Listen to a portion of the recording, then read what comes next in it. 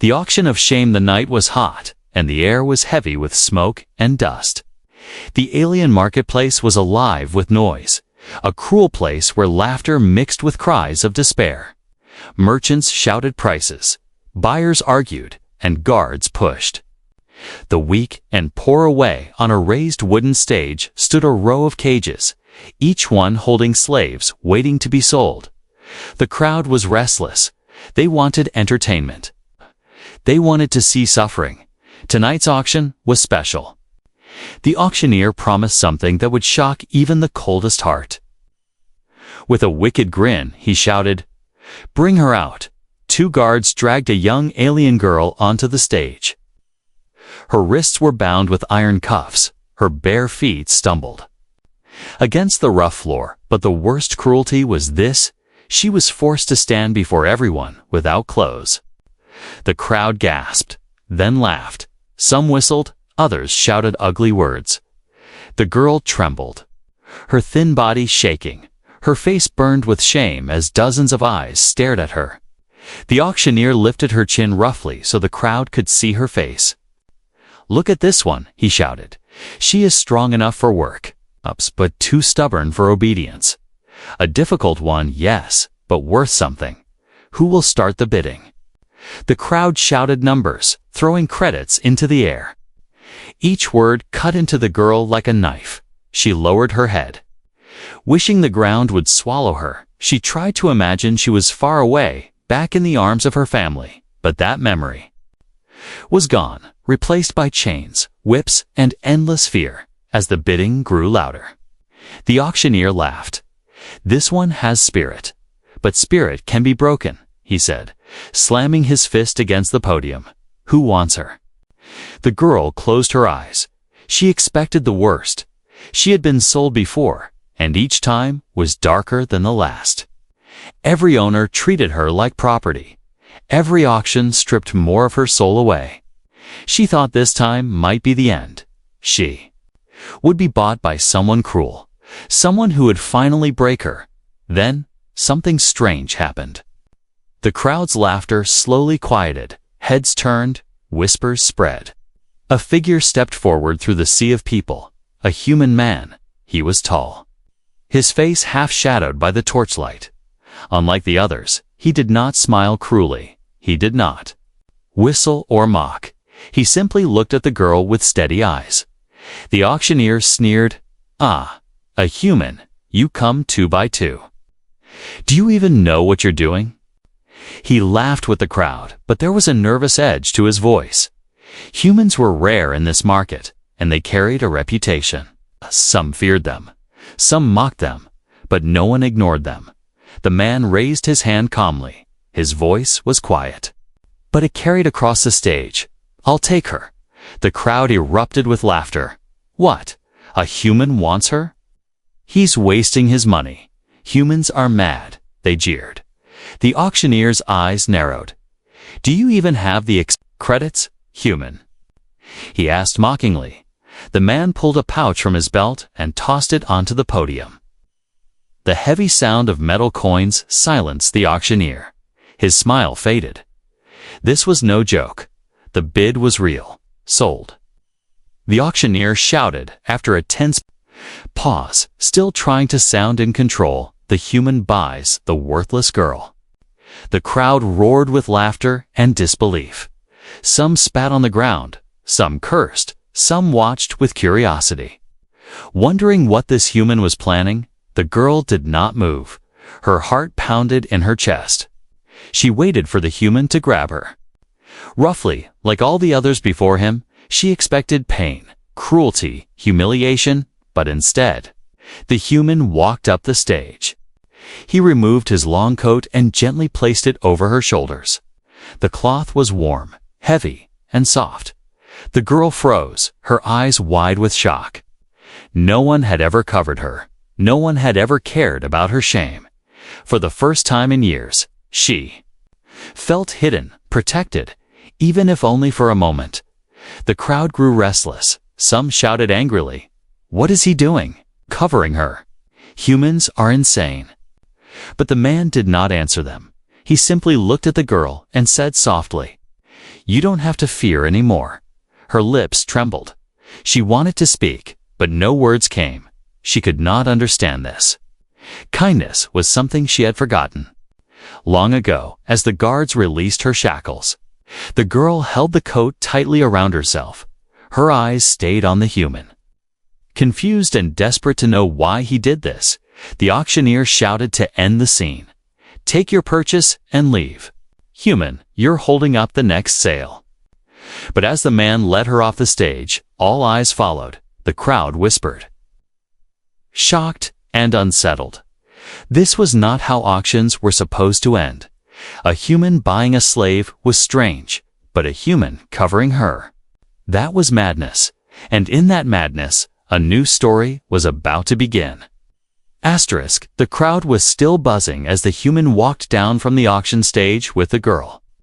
The torchlight flickered against his face, and his steps were steady. Each movement seemed to defy the rules of that cruel market. He held nothing in his hands, no whip, no chain, no threat. Only his coat that now covered the trembling girl. The girl clutched the coat tightly against her thin body. Her eyes darted around, expecting someone to pull her back. She thought perhaps it was a trick. Perhaps he would wait until they were away from the crowd and then reveal his true face. That was how it always happened before. Kindness never lasted. The auctioneer shouted after him, trying to turn the situation into a joke. "Enjoy your new pet human," he sneered. "Though I warn you, she bites." The crowd roared with laughter, echoing through the market. But the human did not turn back. He walked straight toward the gates, and when the guards tried to stop him, he simply looked at them. For a moment, silence fell. There was something in his eyes, something sharp and dangerous. The guards stepped aside, muttering curses under their breath. The human left the marketplace without another word. Outside, the air was cooler. The night sky above was full of stars. The girl lifted her head slowly. She had not seen the stars in many nights. Chains and cages always blocked her view. Now, under the sky, she felt small and lost. The coat wrapped around her was warm, but her heart was still cold with fear. The human finally spoke as they walked, his voice calm. "You are safe now." The words confused her more than comforted her. She shook her head quickly. "No one is safe," she whispered, her voice hoarse from silence and hunger. You will hurt me soon. They always do." The man stopped walking and turned to face her. His expression was unreadable. His eyes were serious. "I will not hurt you," he said firmly. "Not today. Not tomorrow. Not ever." The girl blinked. Trying to understand, she hugged the coat tighter, afraid to believe. "Why?" she asked, her voice shaking. "Why buy me if not to use me?" The human did not answer at once. Instead, he crouched slightly so his eyes were level with hers. "Because no one should be left in chains," he said quietly. "Not you, not anyone." Her mouth opened, but no sound came. The words did not make sense in her world. In her life, kindness was a myth. Freedom was a dream. And humans were supposed to be as cruel as any alien. Yet this one stood before her and spoke as if she mattered. They walked again, the dirt path leading toward the edge of the human settlement. Small fires glowed in the distance. The sound of tools and voices carried on the wind. The girl's steps were unsteady, her body weak from hunger. Still, she followed him, uncertain of what else she could do. When they reached a small wooden house at the edge of the settlement, the man pushed open the door. The inside was plain but warm. A table with bread and water, a small bed with blankets, and shelves lined with tools and books. Nothing like the cages she had known.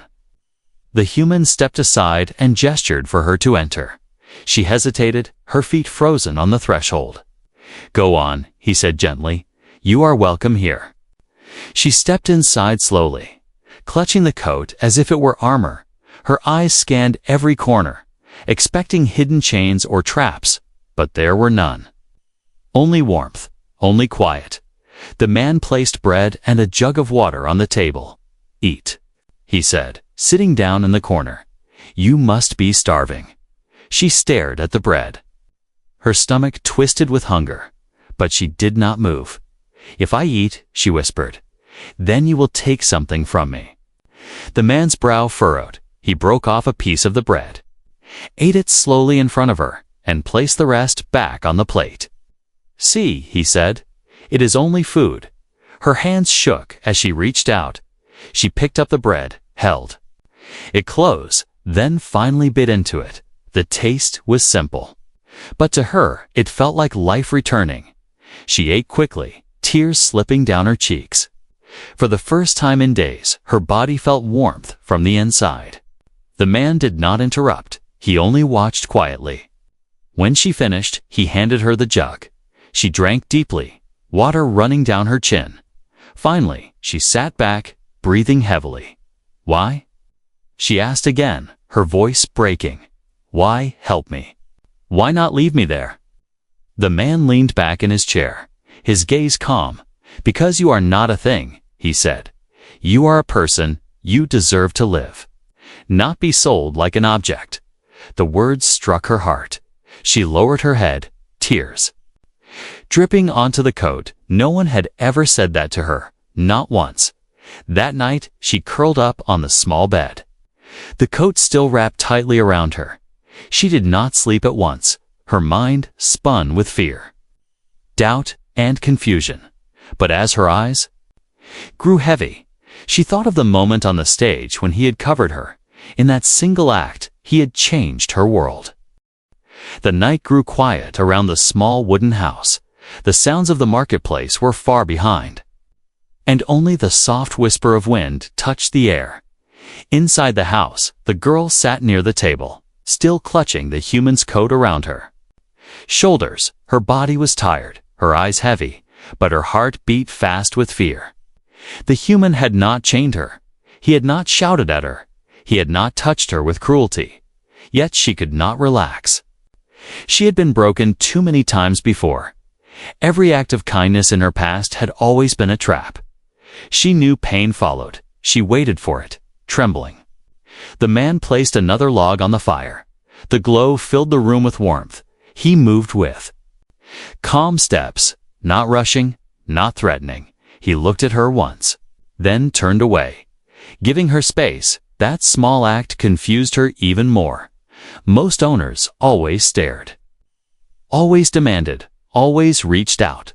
But he kept his distance. "Rest," he said quietly, pointing toward the small bed in the corner. "You are safe here tonight." Safe. The word echoed in her mind. She almost laughed. Safe was not real. Safe was a lie. Yet his voice carried no mockery, only steady truth. She shook her head slowly. "If I close my eyes, you will hurt me," she whispered, her throat tight with fear. "That is what always happens." The man did not argue. He nodded once, then sat down on a chair across the room. "Then keep your eyes open," he said calmly. "I will sit here until you sleep."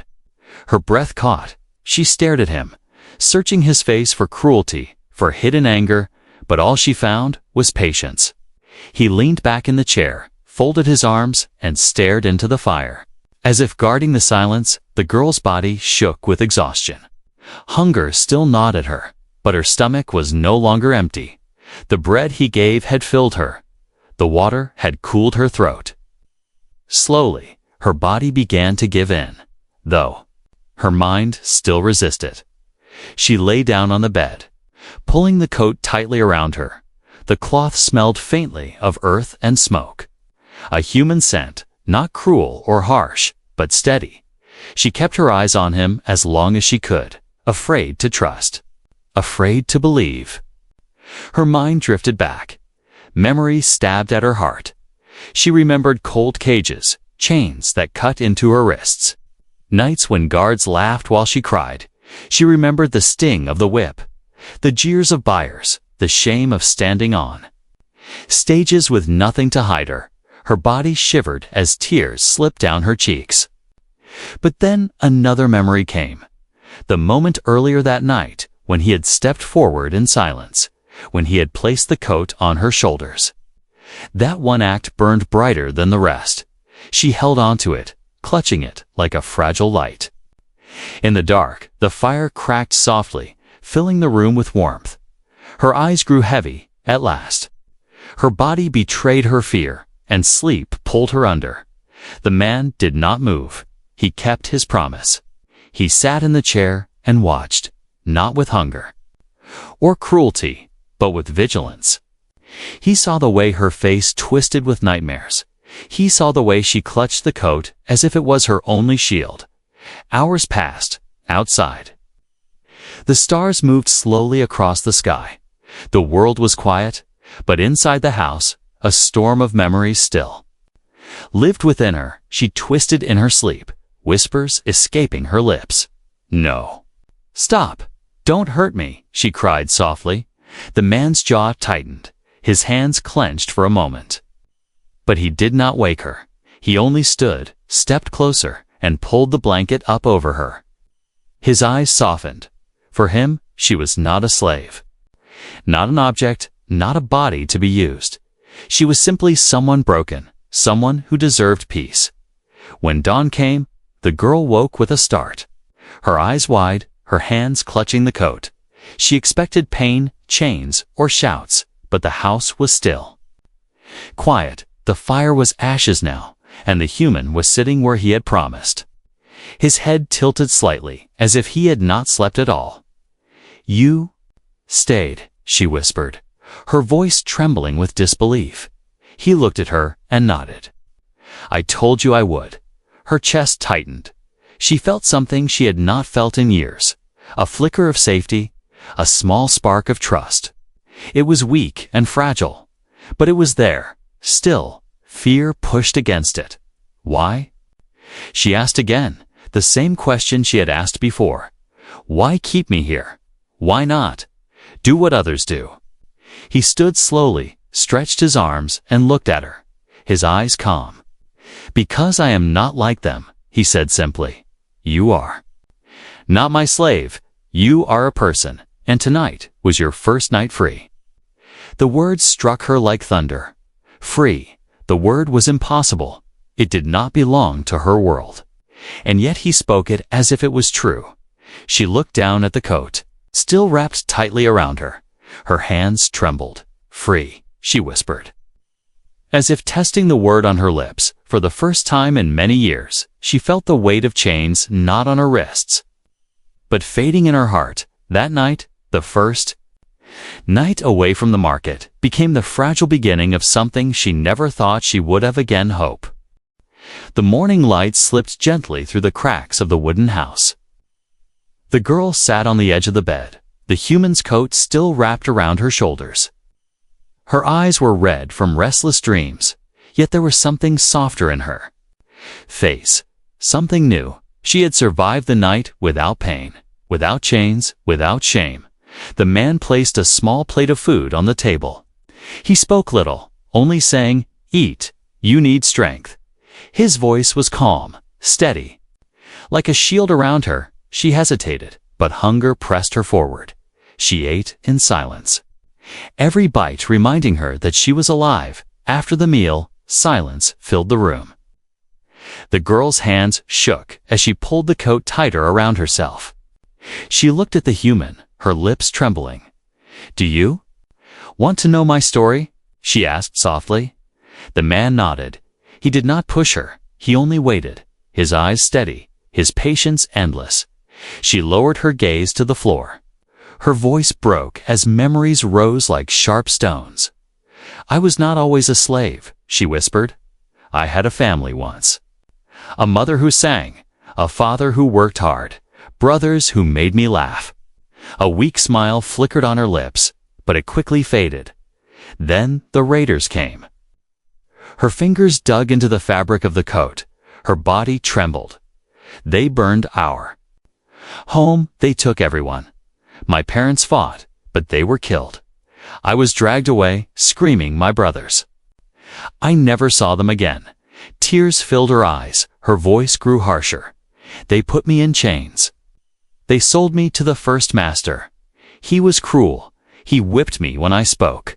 He locked me in the dark when I cried. He called me worthless. Her throat tightened, and I believed him. The man's jaw clenched, but he did not interrupt. He let her pour out the years of pain. Her eyes stared into nothing. I was sold again and again. Each place worse than the last. Some wanted me for labor, some for entertainment. None saw me as a person. They stripped away my dignity every time, until I stopped feeling like myself, until I stopped feeling alive. Her words faltered, but she forced them on, and then the auctions, always the same. They dragged me onto a stage, they mocked me, they stripped me bare. I stood there while crowds laughed, while they placed bids on my body. Do you know what that feels like? She whispered, her voice cracking. It feels like you are no longer a soul. Just flesh, just a thing. She curled up on the bed, hugging her knees under the coat. Her tears wet the fabric. I prayed for it to end. I begged the stars to take me, but the stars never answered. The man walked slowly across the room and sat in the chair near her. His face was quiet, but his eyes burned with something fierce. I cannot change what they did to you, he said softly.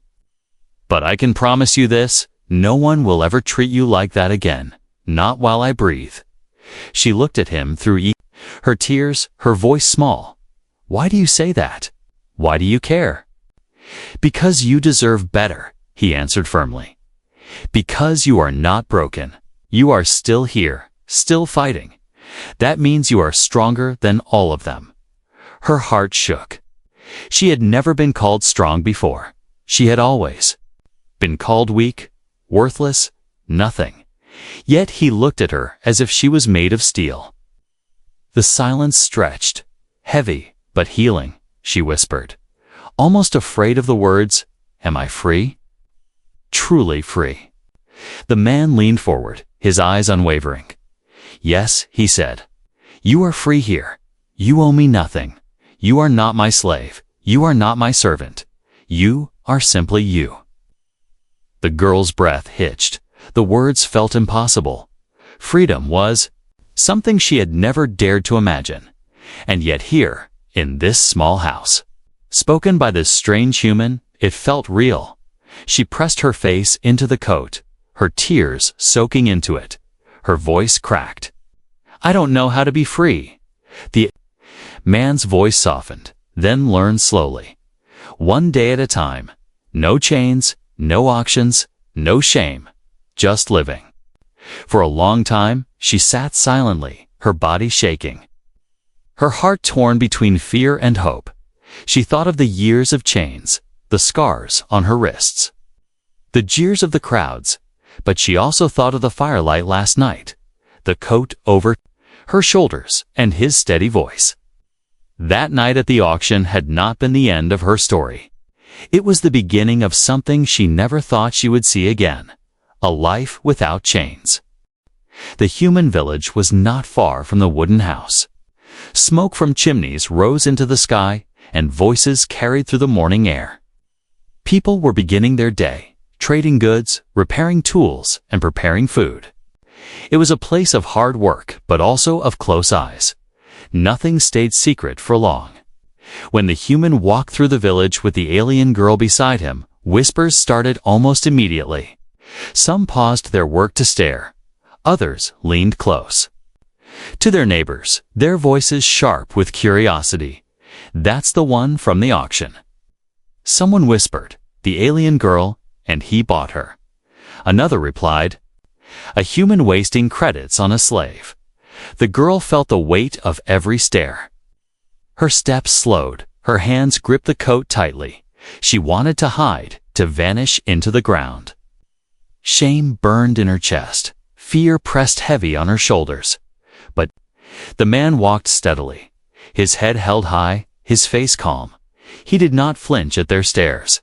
He did not hurry. He walked as if nothing was wrong.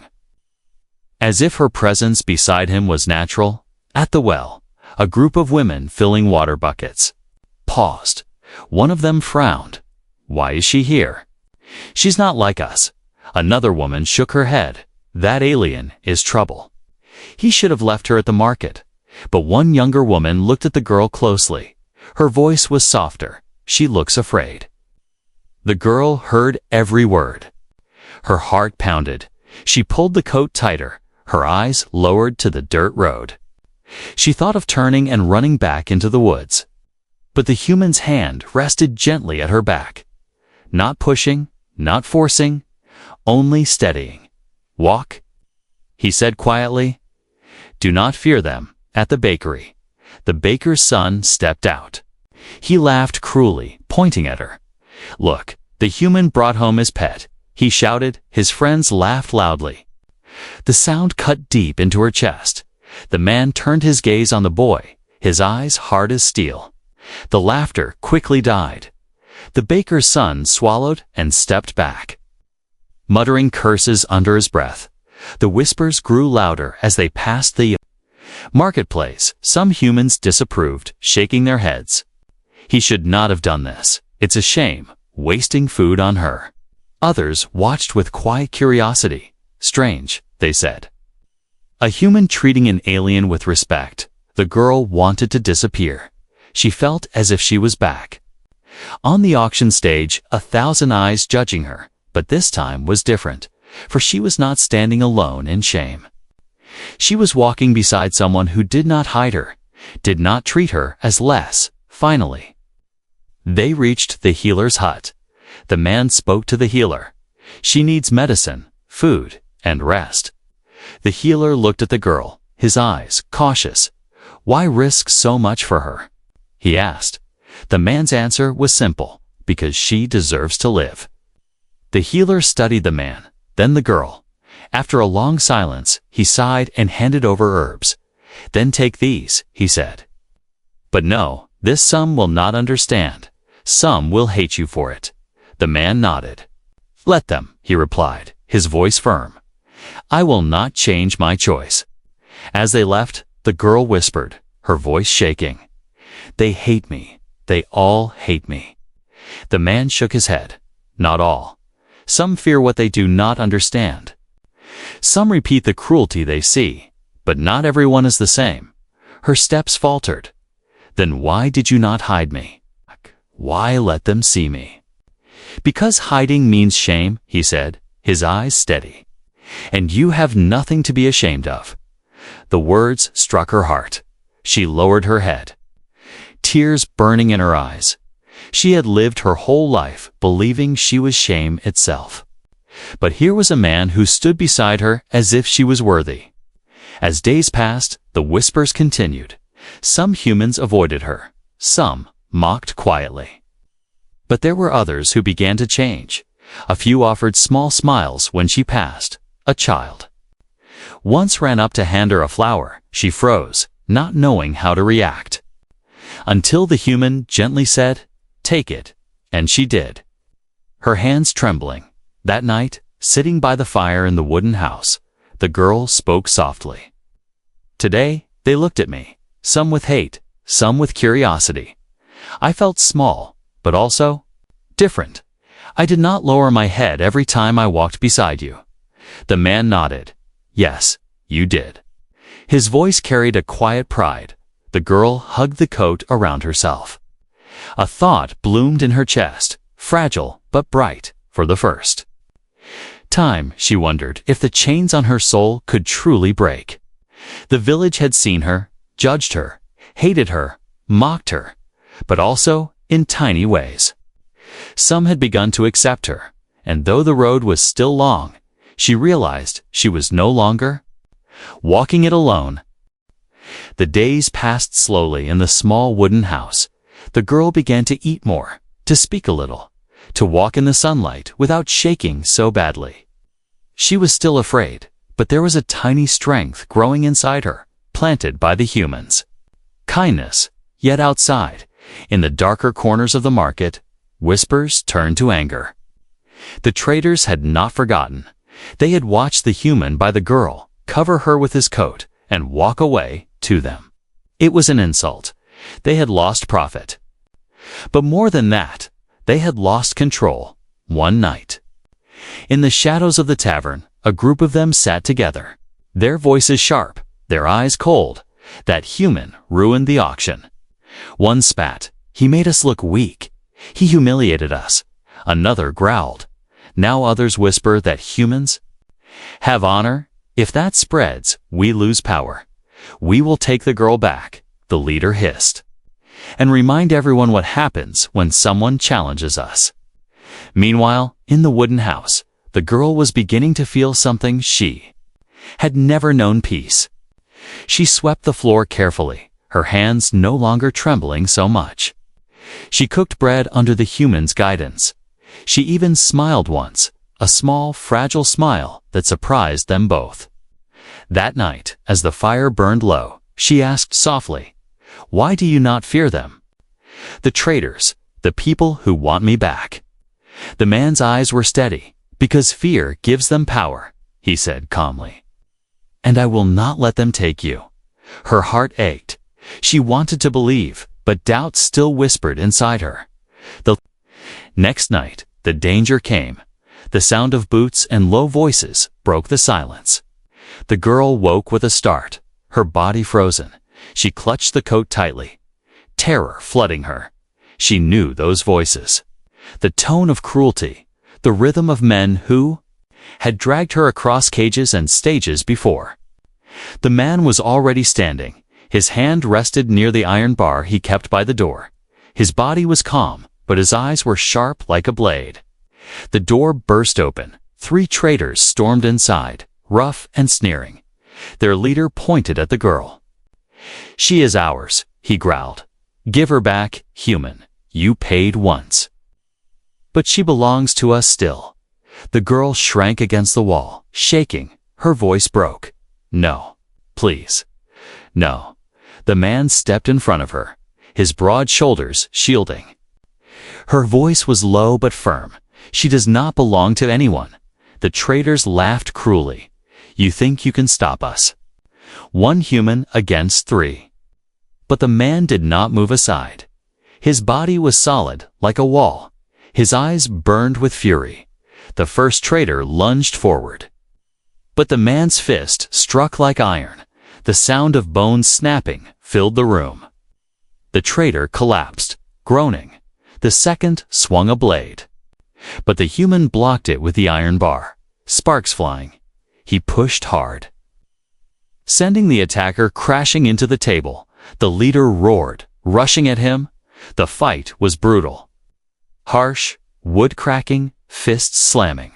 The girl covered her ears, tears running down her face. Fear clawed at her heart.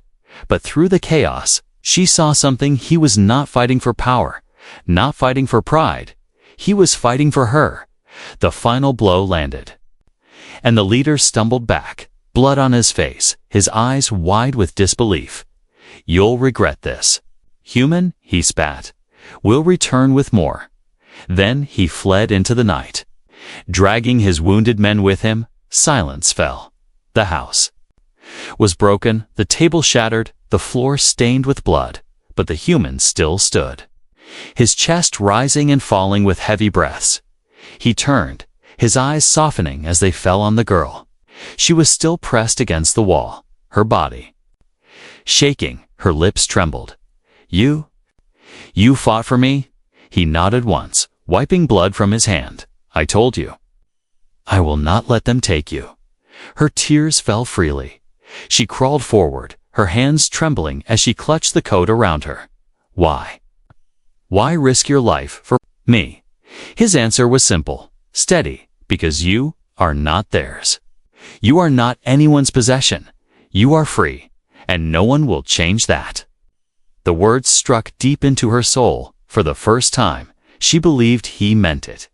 She had seen his fists break chains, his body shield her, his blood spilled to protect her. This was no lie, no trick, no false kindness. This was real. She wept into the coat, her voice shaking. "All my life, no one protected me. No one cared if I lived or died, but you. You stood between me and them." The man knelt, placing a steady hand near her shoulder, not on her, but close, giving her space. "You are safe," he said. His voice low. "As long as I breathe, you are safe." The girl closed her eyes, her heart still raced. But something stronger than fear rose inside her. Trust, fragile but growing. For the first time, she felt she was not just surviving. She was being defended. The traitors would return. She knew. Their pride would not allow defeat, but tonight, in the ruined wooden house, she saw with her own eyes that she was no longer alone in her fight. And that changed everything. The house was still scarred from the fight. Broken wood lay scattered across the floor, and the fire had died into cold ash, yet inside, something far stronger than fear remained. The girl sat wrapped in the human's coat, her eyes red from crying, but her spirit no longer completely crushed. The human worked quietly, lifting the broken table, sweeping away splinters, and setting the room back into order. His hands were bruised and cut, but he did not complain. Every movement was calm, steady, the same way he had faced the traitors. The girl watched him silently. Her chest was tight, emotions battling inside her. She wanted to speak, but did not know how. Finally, her voice broke the silence, soft and trembling. "Why do you keep helping me? Why do you give so much when I have nothing to give back?" The man looked at her, his eyes steady. His answer was simple, because no one deserves chains. Her throat closed. She pulled the coat tighter around her body. "All my life, I believed I was nothing, a thing to be bought and sold. But you treat me like I matter." He walked closer, crouching so that his eyes met hers. "Because you do matter," he said firmly. "Your life is worth something, even if the world told you it wasn't." Tears filled her eyes. She lowered her head, whispering, "I don't know how to live like this.